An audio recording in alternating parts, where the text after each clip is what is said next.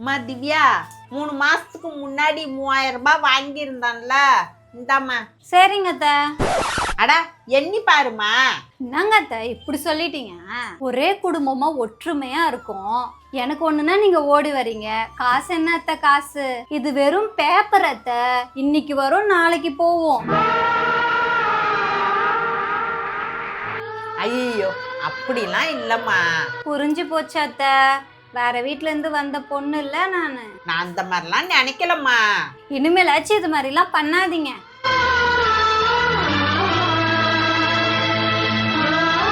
Arnold பாத்தியா என் மருமோல?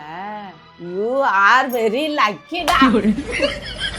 ஆசை வந்தக்கா அழைச்சி பார்த்தா கூட இப்படியா கொண்ட மருமவ கிடைக்காது. சரி சரி நீ கண்ணு வைக்காத.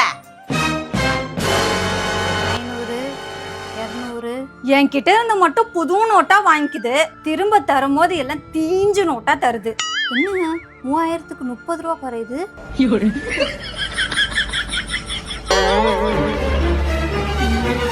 அது ஒண்ணு இல்ல அத்தை.